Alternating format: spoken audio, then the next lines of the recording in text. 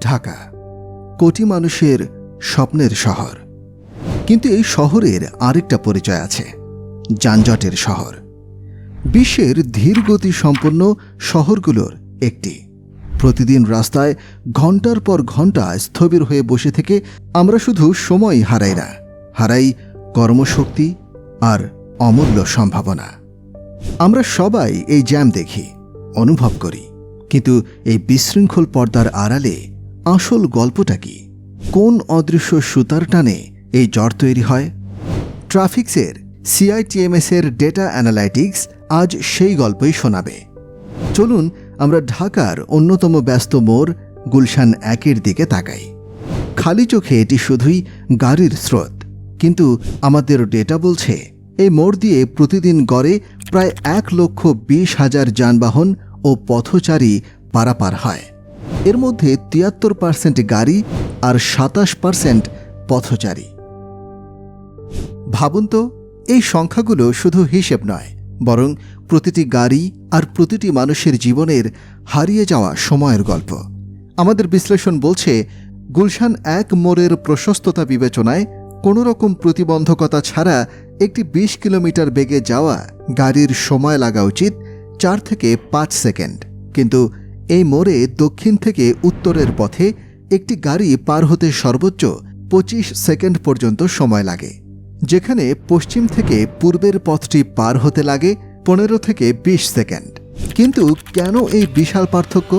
উত্তর লুকিয়ে আছে ডেটার গভীরে। আমাদের ডেটা প্রধান দায়ী হিসেবে চিহ্নিত করেছে প্রথমত পথচারী।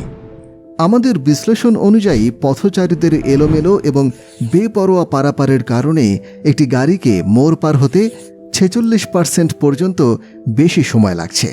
আর এই ঘটনা সবচেয়ে বেশি ঘটছে ধীরগতির দক্ষিণ উত্তর রুটেই। দ্বিতীয় দায়ী হল রিকশা। যখন একটি রিকশা মোড়ের মাঝখানে যাত্রী নামাতে বা তুলতে থেমে যায়, তখন পেছনের গাড়ির প্রবাহের গতি প্রায় 38% কমে যায়, যা সাধারণ পর্যবেক্ষণে বোঝা প্রায় অসম্ভব। তৃতীয় দায়ী হল বাস। কতিপয় বেপরোয়া বাস জ্যামের একটি অন্যতম বড় কারণ। যখন একটি বাস ইন্টারসেকশনে যাত্রী ওঠানো নামানোর জন্য দাঁড়ায়, সেটি গড়ে প্রায় 14 সেকেন্ড জায়গা দখল করে রাখে। এর ফলে পেছনের গাড়িগুলোর ইন্টারসেকশন পার হতে সময় বেড়ে যায় 25 থেকে 30 সেকেন্ড পর্যন্ত। এই ছোট ছোট ঘটনাই একত্রে মিলে তৈরি করে বিশাল যানজট, যা সাধারণ চোখে ধরা পড়ে না, কিন্তু ডেটার চোখে তা স্পষ্ট। প্রতিটি দিনের একটি নিজস্ব ছন্দ আছে।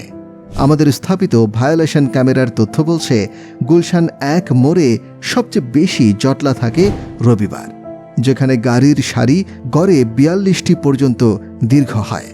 আর দিনের সবচেয়ে ব্যস্ততম সময় হল সন্ধ্যা 6টা। কিন্তু সবচেয়ে চমকপ্রদ তথ্য হল আইন অমান্য করা নিয়ে। আমরা সবাই ট্রাফিক আইন ভাঙতে দেখি, কিন্তু কে সবচেয়ে বেশি নিয়ম ভাঙে?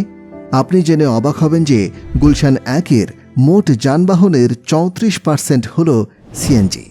একবার ভাবুন, একটি নির্দিষ্ট ধরনের যানবাহন কি পরিমাণ বিশৃঙ্খলা তৈরি করতে পারে। গুলশান 1-এ গড়ে একদিনে 3,850টি ভায়োলেশন হতে দেখা যায়, যার 74% সিগন্যাল ভায়োলেশন এবং বাকিটা উল্টো দিক থেকে আসা যানবাহন।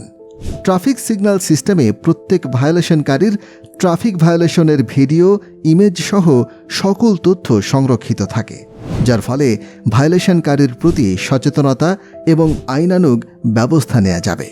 খোলা চোখে আমরা অনেক অনিয়ম উপলব্ধি করতে পারি না, কিন্তু আধুনিক কৃত্রিম বুদ্ধিমত্তা ও কম্পিউটার ভিশন টেকনোলজি ব্যবহার করে আমরা সংখ্যাতাত্ত্বিকভাবে অনিয়মের উৎস, গতি ও প্রকৃতি আরও গভীরভাবে বুঝতে পারছি।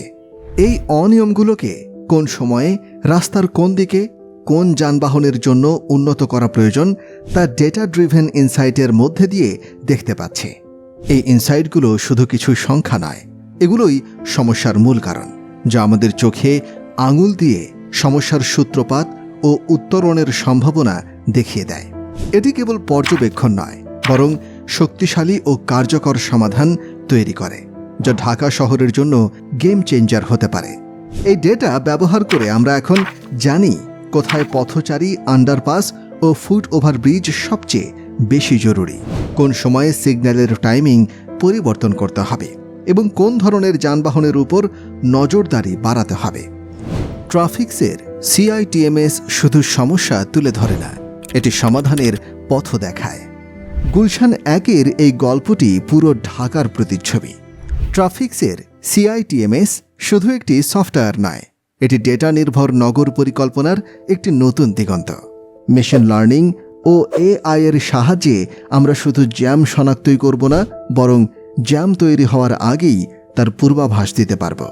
আসুন ডেটার শক্তিতে গড়ে তুলি এক যানজটমুক্ত, গতিশীল এবং স্মার্ট ঢাকা। ট্রাফিক্স, প্রযুক্তির শক্তিতে বদলে যাবে আপনার শহরের গতি।